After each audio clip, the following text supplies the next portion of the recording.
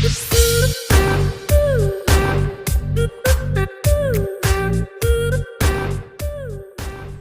to Enlight Education video. I am Ankit Patel and today we are going to study about a fascinating topic, that is one more boring topic to chapter biomolecules. Enzymes are not boring. Is our enzymes are boring, and how it is boring? It is same like other biomolecules, carbohydrate, protein, fats. It is chemically protein, but it is varied in their functions. You must know about what kind of functions they are carrying out. There are 20 enzymes, more than 20 enzymes which are carrying out respiration. You know that? But in respiration, glucose get converted into respiration process, that is conversion of carbon dioxide to water acid. There are 10 steps. It is not glucose is directly getting converted into pyruvic acid. First glucose get converted into glucose 6-phosphate, then fructose 6-phosphate, then fructose 1,6-bisphosphate, and all these things. Likewise, there are 10 steps for these chemical reactions. And in all these steps, there are separate enzymes for carrying out this reaction, right? And this is just conversion of glucose into pyruvic acid. Then pyruvic acid then from pyruvic acid, carbon dioxide molecules are getting separated from each other. Means each carbon gets separate from each other, forming carbon dioxide, right? So this is a huge reaction. I mean, there are numbers of reactions occurring in a respiration process, wherein glucose molecules convert into carbon dioxide, oxygen is being used, and energy, when we are getting energy from it, right? And all these chemical reactions, I mean most of these chemical reactions are having their own separate enzymes. Not only that, but in breathing also. We know that without breathing we cannot live, but without enzymes, with breathing we cannot live even, right? Even with our breathing, without enzymes we cannot live. That means these enzymes are helping in transportation of respiratory gases, right? Carbon dioxide, to get transported in our blood, it need to get converted into carbonic acid and then bicarbonate and H plus ion, right? And this reaction is carried out by an enzyme called carbonic anhydrase. Without carbonic anhydrase, this process will be slower by 10 million times. Even in fermentation process, in fermentation, yeast and bacteria are used. My friend, bacteria and yeast are having enzymes in them. In yeast, there are enzymes like invertase and zymase, which are helping in conversion of sugar into alcohol, right? And likewise, lactic acid bacteria, which is producing lactic acid from lactose, that is, which is converting milk into curd, is also having some enzyme, because of which it can carry out this reaction, it can do this fermentation process. So yes, even in fermentation process, enzymes are used. Almost all metabolic reactions that is occurring in our body is achieved by different type of enzymes. So enzymes are the chemicals which are required in our body, which are of several types in our body, and it is really a fascinating I have topic, seriously right? underestimated enzymes, and I really want to know Yes, about you have. enzymes. I want to know how they work, how their nature. Okay, you should, being a biology student, Isn't it?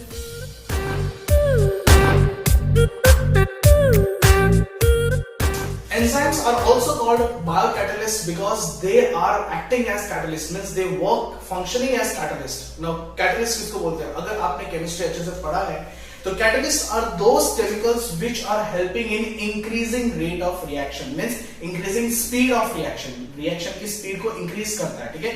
चलो अगर हम लोग chemistry में पढ़ते हैं तो chemistry में हम लोग ये पढ़ते हैं कि increase in rate of reaction means substrate का कंसंट्रेशन कम होता है ना भाई, जितना रिएक्शन आगे बढ़ेगा उतना सबस्ट्रेट कम होता जाएगा ना, तो substrate concentration of substrate get reduce and concentration of product increase, ठीक है? तो रेट ऑफ रिएक्शन का फॉर्मूला क्या है भाई? Rate of reaction is equals to change in concentration of reactant per time taken, change of per unit time, per unit time. Understood? Change in concentration of substrate per unit time, or it is increase in concentration of product per unit time, right? Decrease in concentration of substrate per unit time or increase in concentration of product per unit time is equals to rate of reaction, ठीक है? तो जो catalyst होते हैं, they are helping in increasing of rate of reaction, ठीक है। हमारे body में बहुत सारे केमिकल रिएक्शंस होते हैं and in most of this chemical reactions enzymes are needed. Enzymes are produced in our body, means it is produced in living organisms, living cells. That's why they are called biocatalyst. Understood? That's why they are called biocatalyst. Understood? अब देखो इतना अच्छा chemical है तो थोड़े तो नखरे उसके सहने पड़ेंगे, ठीक है. And that is condition. What conditions are required for enzymes to be active, right? They are temperature उनको एग्जैक्ट पर्टिकुलर चाहिए, ऑप्टिमम चाहिए, ठीक है. ऑप्टिमम के आगे पीछे भी थोड़ा चल जाता है, but it differs hugely with decrease and increase in temperature. Understood? Similarly, pH भी बहुत इंपॉर्टेंट फैक्टर है कि in presence of pH only, I mean particular pH only they will act. Understood? और भी कुछ कंडीशंस हैं जो हम लोग चैप्टर के लास्ट पार्ट में पढ़ेंगे, ठीक है. So there are some conditions depending on which enzymes will function. Understood? Enzymes will function, है ना. इसीलिए देखो हमारे बॉडी में जब हम लोग बीमार होते हैं तो हमारा टेम्परेचर बढ़ जाता है, जिसकी वजह से क्या होता है कि जो इन्फेक्शन होता है, जब हमें बुखार आता है तो इन्फेक्शन जो होता है, जो हमारे बॉडी में इन्फेक्टिव माइक्रो ऑर्गेनिजम्स है, इन्फेक्टिंग माइक्रो ऑर्गेनिजम्स है, उनमें भी कुछ एंजाइम्स होते हैं जो हमारे बॉडी के नॉर्मल टेम्परेचर में एक्टिव होते हैं. अब हमारा टेम्परेचर बढ़ गया है तो वो एंजाइम्स वर्क करना स्लो हो जाएगा, तो उनका जो रेप्लिकेशन प्रोसेस है, मतलब उनका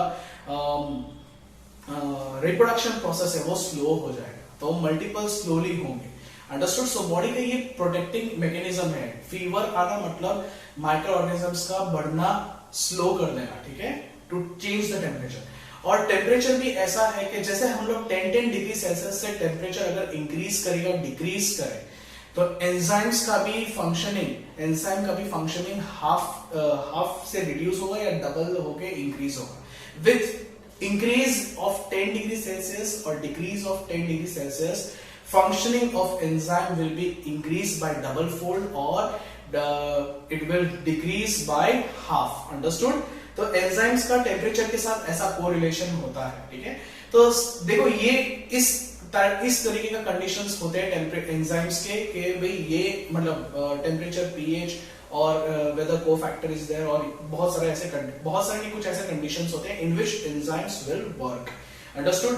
आपने स्पीड का तो देख ही लिया कि स्पीड कितना, मैंने एक एग्जांपल दिया था आपको, carbonic anhydrase, how much increasing it is rate of reaction, ठीक है.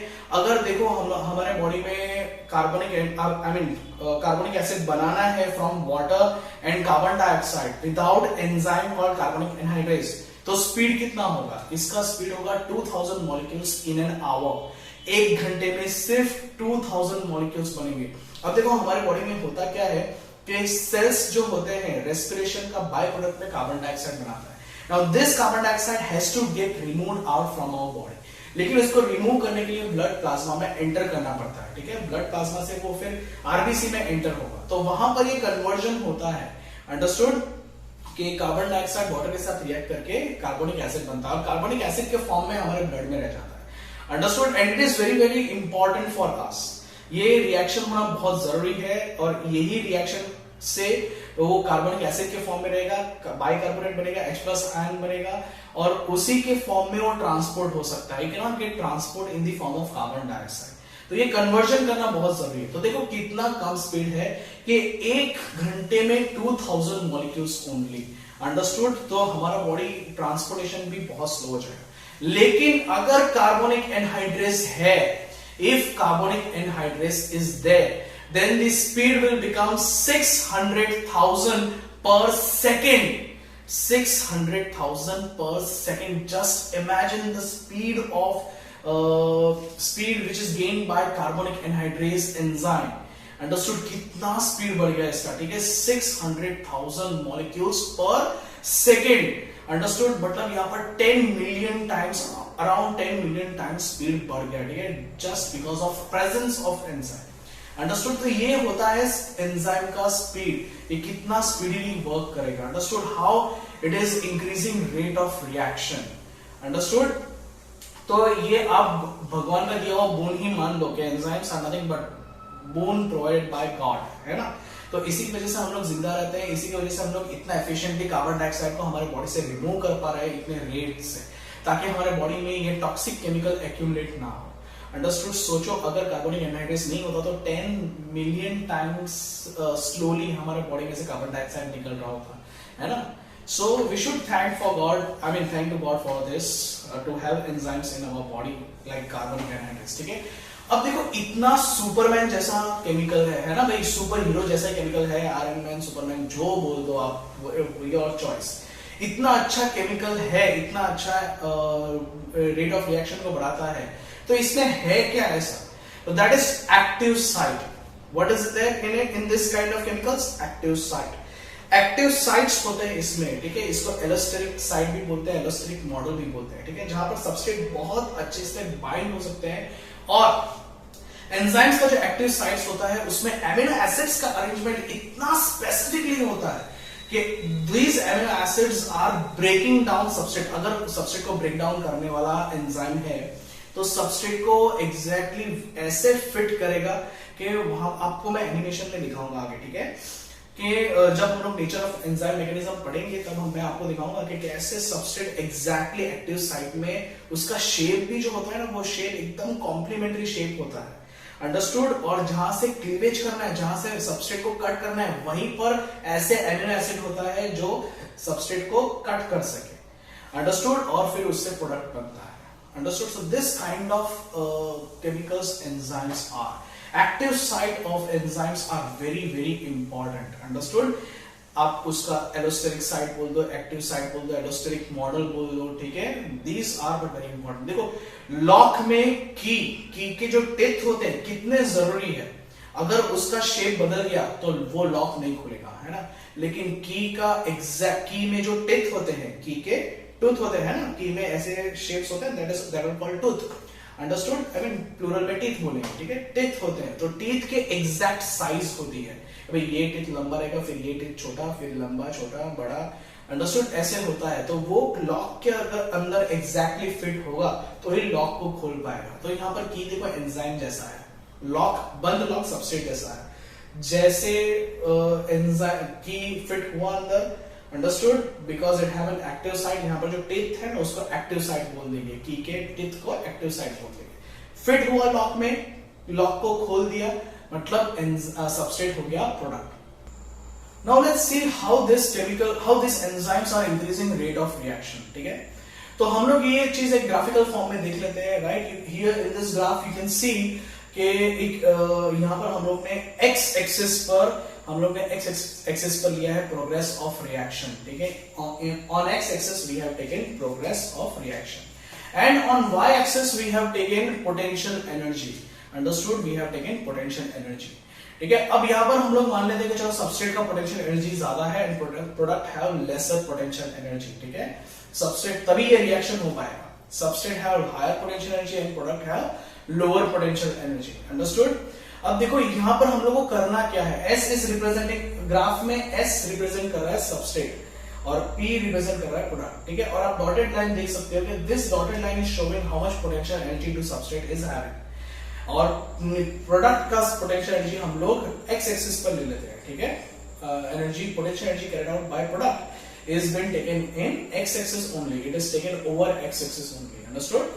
तो चलो यहाँ पर आप लोग ग्राफ में देख ही सकते हो, मतलब पोटेंशियल एनर्जी यहाँ पर हम लोग लीस्ट ले रहे हैं, कहने का मतलब least potential energy is there in, least relative potential energy is there in the product, ठीक है?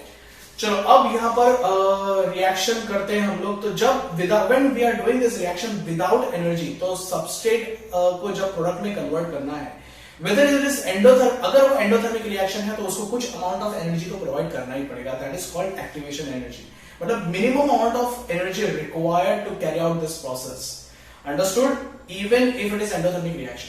और अगर एक्सोथर्मिक रिएक्शन है, एक्सोथर्मिक रिएक्शन है तो भी रिएक्शन को इनिशिएट करने के लिए तो कुछ एनर्जी हम लोग को प्रोवाइड करना ही पड़ेगा, अंडरस्टूड? तो ये भी एक्टिवेशन एनर्जी हो गया, मतलब activation energy is minimum amount of energy required to carry out this process. और जब ये एक्टिवेशन एनर्जी हम लोग देंगे तभी ये ट्रांजिशन पॉसिबल हो पाएगा, that is conversion of substrate into product. तो यहां पर देखो ग्राफ में पीक जो दिख रहा है आपको, पीक, राइट? माउंटेन का पीक जो दिख रहा है, that is showing maximum energy, मतलब यहां पर मतलब हम लोग ने यहां पर एनर्जी इतना दे दिया कि उसका एक्टिवेशन एनर्जी तक पहुंच जाए। आप इससे ज्यादा एनर्जी दोगे तो कोई काम का नहीं है, क्योंकि हम लोग को तो ट्रांजिशन होने के लिए minimum amount of energy provide करना है। क्यों भाई एनर्जी का ज्यादा हम लोग वेस्ट करें, अंडरस्टूड।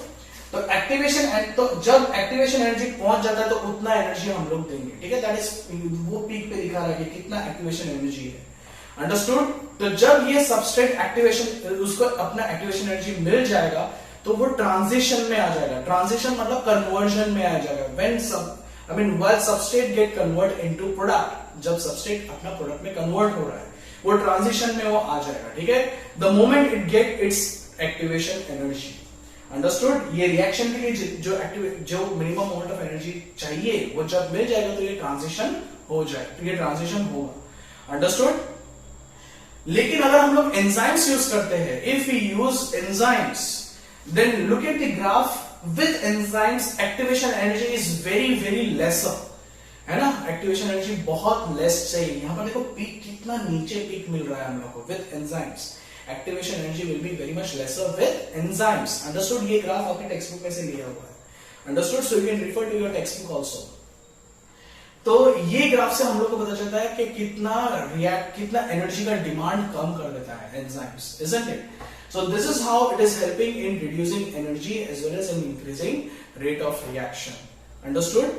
तो ये ग्राफ आप लोगों ने देख लिया, तो please understand the rate of reaction, how it is depending on requirement of activation energy, how it is decreasing activation energy for a chemical reaction, understood? So that's how enzymes are very important.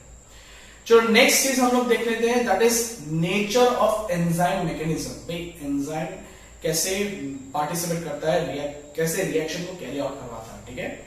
देखो होता क्या है यहाँ पर कि enzymes का active site होता है, अंडरस्टूड। उसका एक परफेक्ट कंफर्मेशन होता है। कंफर्मेशन मींस शेप, लेकिन प्रोटीन्स में हम लोग शेप नहीं बोलते, कंफर्मेशन बोलते हैं। क्यों कंफर्मेशन बोलते हैं? बिकॉज ये सिर्फ शेप नहीं है, यहां पर एक पर्टिकुलर एनवायरनमेंट है जो एमिनो एसिड्स के प्रेजेंस से बना है। मतलब ये जो शेप है, अंडरस्टूड, एक्टिव साइट का जो शेप है उसमें कुछ पर्टिकुलर टाइप के एमिनो एसिड्स ही होते हैं, अंडरस्टूड। ऐसा नहीं कि कोई भी एमिनो एसिड्स वहां पर अरेंज हो गया, understood. Obviously proteins are polypeptide chain, लेकिन उसका शेप भी कुछ, एंजाइम्स के शेप भी कुछ ऐसे एग्जैक्टली अरेंज होते हैं एक्टिव साइट में ताकि उसका फंक्शनिंग इजीली कैरी आउट हो पाए, अंडरस्टूड। देखो एमिनो एसिड्स भी मैंने कैसे कैसे पढ़ा है, आपको पढ़ा है ना कि भाई OH ग्रुप वाला एमिनो एसिड है, फिनाइल ग्रुप वाला एमिनो एसिड है, ट्रिप्टोफैन, कितनी वेराइटीज है एमिनो एसिड्स में। Aspartic acid, glutamic acid, negatively charge amino acid, positively charge amino acid like histidine, lysine, arginine, ठीक है। ऐसे बहुत सारे अलग अलग टाइप के एमिनो एसिड है। तो ये सारे एमिनो एसिड्स के अलग अलग प्रॉपर्टीज है, ठीक है। ये एमिनो एसिड्स का अलग अलग एबिलिटीज है to carry out different functions, ठीक है। तो ये जो शेप होता है एक्टिव साइट का, वहां पर एमिनो एसिड्स का इतना एग्जैक्टली अरेंजमेंट होता है कि ये पर्टिकुलर टाइप का केमिकल रिएक्शन कैरी आउट कर पाएगा, अंडरस्टूड। तो ये सब पूरा एकदम जॉइंट वेंचर जैसा है, understood. So that's why this is called confirmation, it is not just shape. अगर हम लोग प्रोटीन के शेप बोलते हैं तो वो उसका अंडर एस्टिमेट हो जाएगा, ठीक है, उसको डिसरिस्पेक्टफुल लगेगा, अंडरस्टूड। तो कंफर्मेशन बोलेंगे। तो एंजाइम्स में एक्टिव साइट का कंफर्मेशन इतना एग्जैक्ट होता है, conformation means shape plus particular type of amino acids present at particular region और particular site, understood, within active site. तो इनके एंजाइम्स में कंफर्मेशन इतना एग्जैक्ट होता है कि सबस्ट्रेट, एक तो शेप और सबस्ट्रेट का शेप मतलब सेम रहेगा ऑलमोस्ट, तो एकदम कॉम्प्लीमेंट्री रहेगा, शेप सेम नहीं कॉम्प्लीमेंट्री रहेगा, so that both can bind with each other. और उसके एमिनो एसिड्स का अरेंजमेंट इतने एग्जैक्ट होंगे ना कि एमिनो एसिड्स भी कुछ ऐसे प्रेजेंट होंगे, positively negatively charge, polar, non polar, polar neutral, understood, कि वहां पर वो केमिकल रिएक्शन, जो केमिकल रिएक्शन सबस्ट्रेट में कैरी आउट करना है, दो अलग अलग सबस्ट्रेट आके बाइंड करवाना है और एक मॉलिक्यूल बनाना है या फिर डिकम्पोजिशन करवाना है, अंडरस्टूड, जो भी करवाना है, this can be carry out, understood. या फिर दो केमिकल्स आके बाइंड हुए और दोनों केमिकल में केमिकल चेंज करवाना है, displacement, double displacement type of reaction, understood. ऐसा कुछ भी करवाना हो तो एंजाइम्स में, उसके पर्टिकुलर एंजाइम्स में ये फंक्शन होगा, अंडरस्टूड। मतलब ये सारे फंक्शंस पर्टिकुलर एंजाइम्स के साथ होता है। अंडरस्टूड? तो चलो यहाँ पर हम लोग डिकम्पोजिशन टाइप ऑफ रिएक्शन ले लेते हैं, ठीक है भाई। चलो एडिशन रिएक्शन ले लेते हैं, चलो कार्बनिक एनहाइड्रेज ही ले लेते हैं, ठीक है। तो कार्बनिक एनहाइड्रेज में क्या होगा, कार्बन डाइऑक्साइड और वाटर मॉलिक्यूल बाइंड होंगे, ठीक है। वहां पर कुछ ऐसा रिएक्शन करवाएगा जिसकी वजह से कार्बन डाइऑक्साइड और H2O पहले तो लाइस होगा, H+ होगा और लाइस होगा या नहीं होगा I don't know, but this carbon dioxide will bind with carbon dioxide forming this carbonic acid. Understood? और फिर ये कार्बोनिक एसिड अलग होगा कि सबसे पहले एक एंजाइम आया, उसका एक पर्टिकुलर कंफर्मेशन है जो एग्जैक्टली कॉम्प्लीमेंट्री है सबस्ट्रेट के शेप के साथ। Understood? Conformation of enzyme is exactly complementary to shape of substrate. तो सबस्ट्रेट बहुत इजीली एक्टिव मतलब एंजाइम के एक्टिव साइट के साथ बाइंड हो जाएगा। अंडरस्टूड? तो ये जब बाइंड होगा तब बनेगा एंजाइम सबस्ट्रेट कॉम्प्लेक्स। क्या बनेगा ये? Enzyme substrate complex. अंडरस्टूड? अब ये जो कॉम्प्लेक्स है उसी के अंदर सबस्ट्रेट प्रोडक्ट में कन्वर्ट हो चुका है। With in this complex substrate is converted into product. Understood? तो पहले क्या हुआ, एंजाइम हैविंग एक्टिव साइट और सबस्ट्रेट दोनों के कॉम्प्लीमेंट्री साइट, दोनों एक दूसरे से कॉम्प्लीमेंट्री है with the shape and with the function enzyme have to carry out. तो दोनों बाइंड हो जाएंगे easily in the active site of the enzyme, substrate get bind in the active site of the enzyme, और यहां पर enzyme substrate complex बना। फिर ये एंजाइम सबस्ट्रेट कॉम्प्लेक्स बन जाएगा enzyme product complex. It will form enzyme product complex, और फिर ये प्रोडक्ट्स जो है they will get dissociate from the enzyme. Products will get dissociate from the enzyme. तो फिर से हम लोग को मिल गया एंजाइम एंड प्रोडक्ट्स। देखो एंजाइम वैसे के वैसे रहेगा ना, एकदम कैटालिटिक प्रॉपर्टी, कैटलिस्ट वाली प्रॉपर्टी है ना, और प्रोडक्ट्स भी हम लोग को मिलेगा। तो इस तरीके से केमिकल रिएक्शंस कैरी आउट होता है। इसके लिए बहुत सारे मॉडल है ये समझाने के लिए। देखिए एक मॉडल है लॉक-इन की model, it is very famous model for explaining enzyme action. Understood? जिसमें की है एंजाइम, मैंने आगे भी आपको बोला था, ठीक है। तो की लॉक में लगा दो, उसके टिप एक्टिव साइट जिसका सबस्ट्रेट के साथ कॉम्प्लीमेंटरिटी है, ठीक है। मतलब लॉक में अंदर जो की के लिए पूरा लीवर्स का अरेंजमेंट है वो कॉम्प्लीमेंटरिटी है। अंडरस्टूड? तो ये अच्छे से फिट हो जाएगा। जैसे कि घुमाते हैं, मतलब ये घूम के मतलब की जैसे अंदर गया तो बन गया एंजाइम सबस्ट्रेट कॉम्प्लेक्स। जैसे कि घुमा तो बन गया एंजाइम प्रोडक्ट कॉम्प्लेक्स। लॉक खुल गया, बन गया एंजाइम प्रोडक्ट कॉम्प्लेक्स। अब लॉक निकल गया तो अब ये एंजाइम और प्रोडक्ट दोनों अलग हो गए। So this is how enzymes are reacting with their products.